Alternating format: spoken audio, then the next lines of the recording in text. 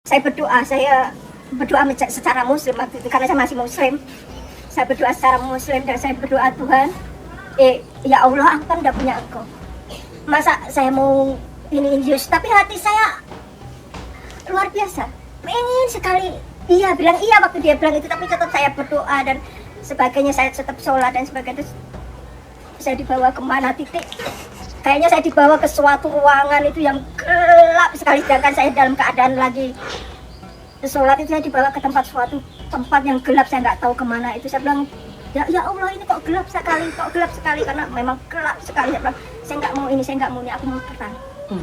Di saat saya bilang panggil nama Yesus, Yesus tolong saya, sedangkan saya belum terima Yesus waktu saya masih muslim. Saya masih berdoa secara Islam, Yesus tolong saya. Saya pengen terang, saya nggak mau gelap. Dan di suatu tempat itu ada kayak, saya bilang bintang, pertama itu kayak bintang gitu, lama-lama terang-terang dan menjadi salib. Lagi sholat, dibawa ke tempat gelap. Ibu ini apakah dia sholat atau tidur, ya, atau terbang, atau menghilang? Lucu ya. Terus dia panggil nama Yesus, lalu nampak salib. Dia tidak tahu, dan dia tidak tahu tempatnya di mana. Ketika sholat dibawa ke tempat gelap, kata dia seperti itu. Ya, baik ya ikhwah, akan kita luruskan karena orang ini membawa-bawa sholat ya.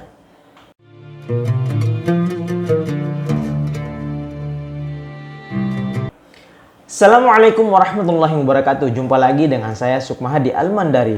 Ikhwah fillah, saya ucapkan terima kasih banyak kepada seluruh subscriber. Dan untuk sahabat dakwah yang baru bergabung, jangan lupa tekan tombol like, share, dan subscribe agar selalu mendapatkan konten dakwah terbaru dari kami. Ikhwah fillah, kembali kami kabarkan ini ada ya seorang murtadin. Dia mengaku sebagai orang murtad ya. Dia ngaku pada saat muslim ya, dia melaksanakan sholat, katanya dia dibawa ke tempat yang gelap. Ini luar biasa sekali ya. Ini kesaksiannya sangat-sangat di luar nulur. Di luar nalar maksudnya ya. Baik, mari kita saksikan kira-kira orang ini seperti apa kesaksian dia. Dulu saya memang dari muslim. Nah, dari muslim? Keluarga saya juga muslim. Semuanya. Tapi puji Tuhan, Tuhan tangkap saya. Ibu ini ditangkap Tuhan, katanya ibu ini ditangkap Tuhan. Ya, kita tidak mempermasalahkan itu, katanya ditangkap Tuhan. Tapi yang kita permasalahkan di sini karena dia bawa-bawa sholat. Ya, baik, kita lanjutkan. Nanti kita akan luruskan kesaksian dia. Mari kita lanjutkan. Sebelumnya, waktu saya di Hong Kong, saya pernah kerja di Hong Kong selama 3,5 tahun di situ. Saya pakai jilbab. Saya muslim, saya pakai jilbab. Tapi di kedutaan itu ada tiga tingkat. Yang pertama itu adalah kantornya. Yang tengah itu untuk gereja, untuk acara-acara macam-macam. Yang atas itu ada kayak kafetaria sama musola di itu. Tapi nggak tahu ya, hati saya tuh malah ketariknya di mendengarin khutbah di situ. Sedangkan saya pakai jilbab, sedangkan saya muslim. Maksudnya khutbah Pak Kiai Somad? Oh no, pendeta, saya lupa namanya, tahun itu saya udah lupa pendetanya di situ. Tapi saya mengikuti pujiannya, khotbahnya sampai selesai, baru saya vacation keluar jalan-jalan sama teman-teman di situ. Lebih tertarik ke gereja daripada musola. Lebih tertarik gereja daripada musola. Itu kata ibu ini. Musola adalah tempat sholat, melaksanakan ibadah kepada Allah Subhanahu wa Ta'ala. Makanya ketika kita mau masuk musola untuk sholat, kita harus wudhu, kemudian masuknya harus baca doa, kemudian melepaskan alas kaki ya. Ketika sholat harus khusyuk ya, tidak boleh ada nyanyi-nyanyian ya. Tapi ibu ini malah tertarik ke gereja. Kita tidak mempermasalahkan itu ya, karena itu adalah pilihan hidup ya untuk ibu ini. Tapi yang menarik kemudian dalam kesaksian ibu ini, katanya dia melihat Yesus ya. Dia melihat Yesus, bahkan pendeta akan menanggapi kesaksian ibu ini. Baik, mari kita simak sama-sama.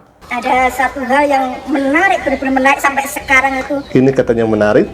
Saya kalau cerita itu masih, kenapa saya nggak beli itu? Kenapa saya nggak beli itu? Itu masih saya ingat sampai sekarang. Itu toko di sebelahnya embassy yang ada di sana, embassy Indonesia di Hong Kong itu ada sebuah toko. Terus di toko itu, di kacanya itu ada gambar Yesus. Itu anyaman itu saya paling suka bikin anyaman itu puji Tuhan ya nggak tahu saya pakai jilbab, saya pengen beli itu. Tapi saya selalu bilang gini, saya kan muslim, itu kan Tuhannya orang Kristen, nggak mungkin kan saya beli. Tapi nggak tahu setiap hari sebelum saya pergi kemanapun, sebelum saya jalan-jalan sama teman saya, kalau saya nggak ke situ dulu, ke toko itu, cuma lihat gambar Yesus, kayaknya ada yang kurang dalam kehidupan saya. Ada yang kurang, kata dia, ada yang kurang kalau belum melihat foto Yesus. Baik ya ikhwah, ya kita akan bahas, ini sangat mencengangkan sekali. Ya, kenapa? Hal ini juga akan ditanggapi langsung oleh seorang pendeta. Baik, mari kita sigap. Kira-kira apa tanggapan Pak Pendeta? Foto di belakang Yesus, fotonya siapa itu? Pak, itu foto di belakang Bapak itu fotonya siapa itu? Foto di belakang Bapak itu. Foto Tuhan Yesus. Itu foto di belakang Bapak fotonya siapa kok? Yang bener aja Bapak, jangan bercanda sama saya. Loh, Foto di belakang Bapak fotonya siapa itu? siapa ya? Itu fotonya siapa itu? Siapa? Pak Paul aja yang jawab. Loh kok saya tanya Bapak kok malah tanya tolong jawab? Itu foto Tuhan Yesus, Pak Paul. Ngawur, Bapak taunya dari mana itu Tuhan Yesus? Itu tukang sampah di pinggir rumah saya dulu waktu di Indonesia, Pak. Menghujat. Oh, menghujat gundulmu peang. Itu tukang sampah di pinggir rumah saya, Pak. Itu bukan Tuhan Yesus. Bapak saya kasih 1 miliar kalau itu Tuhan Yesus kayak gitu, Pak. Saya tidak butuh uang segitu. Loh, kan Bapak bilang menghujat. Mana Saya itu Tuhan Yesus? Bapak taunya dari mana itu Tuhan Yesus?